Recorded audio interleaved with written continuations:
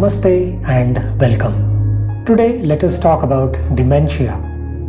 Dementia is a condition that sets in usually after 60 years of age. Dementia is a condition that is characterized by memory loss, that is to say short-term memory loss and not long-term. In short-term memory loss, the person forgets what he or she did in the recent past, such as the patient can forget what he or she had for breakfast in the morning or who he or she was with the previous day. Long-term memory is autobiographical memory, that is memory relating to personal events that happened several years ago, which may include things like when he or she completed his graduation or when he or she got married. These details are largely intact in a person with dementia. Dementia is also characterized by confusion and a change in a person's personality or behavior.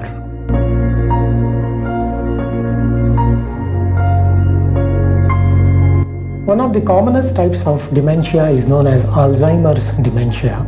This was first described by a psychiatrist named Alois Alzheimer in 1906. The second common type of dementia is known as vascular dementia.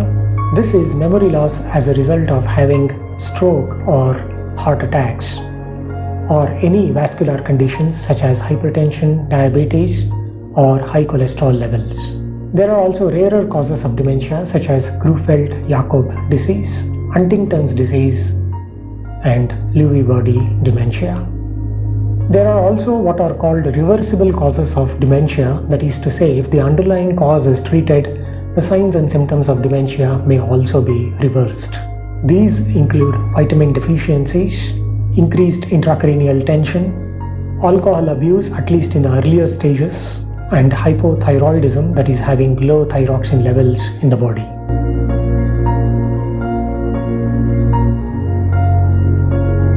The main signs and symptoms of dementia include forgetting things that happened in the recent past, not being able to recognize a person's face or not remembering others' names. Sometimes when the person looks in the mirror, he or she may be unable to recognize his or her own face. Dementia may also be characterized by restlessness and wandering about. There is also irritability and suspiciousness. That is, the patient may feel as though somebody is out to harm him or her.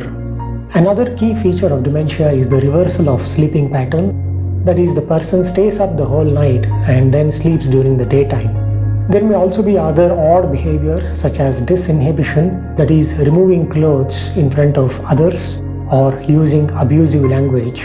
Double incontinence, that is, fecal and urinary incontinence, may also occur.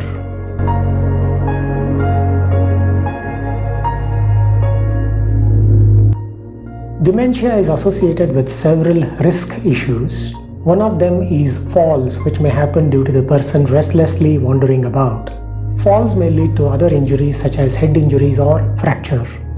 The person's behavior may be unsafe in the kitchen, that is to say, he or she may leave the stove on and forget about it, or he or she may leave the tap open in the bathroom and forget about it, leading to further accidents.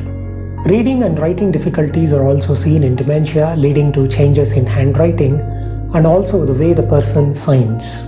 So all the processes that require the person's signature may be affected.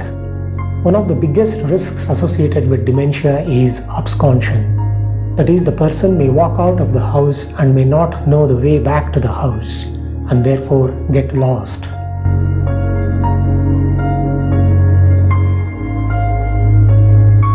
As far as the treatment of dementia is concerned, please remember that all the drugs that are used in the treatment of dementia only delay the progress of the condition.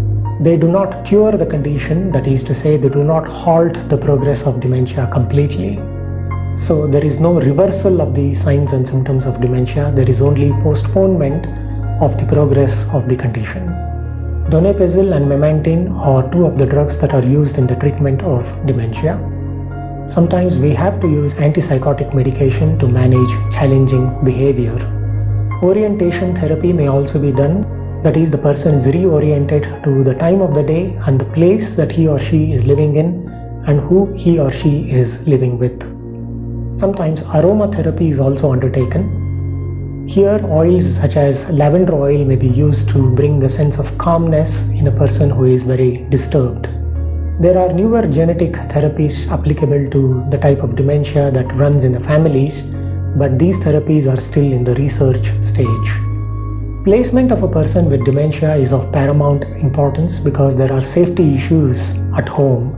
So an occupational therapist might have to visit the person's home to find out if he or she can live safely in their own houses. Sometimes home help in the form of home nursing may be required.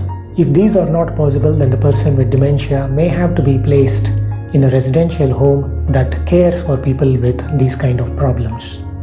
As a result of this, carer stress, that is stress in the person looking after the person with dementia, can be a huge problem.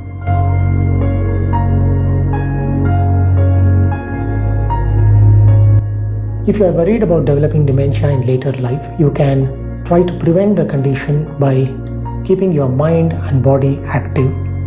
General exercises are advised, and in particular, yoga is a very good exercise that you may undertake.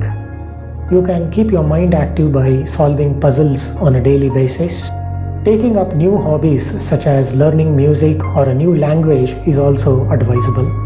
If you are already having diabetes, hypertension, high cholesterol level or low thyroid levels, please take treatment for the same and keep them under control. Give up alcohol and smoking. Spending time in nature, such as if you have a garden, tending to it may also be a good way of keeping your mind and body active. Thank you for watching this video. Namaste.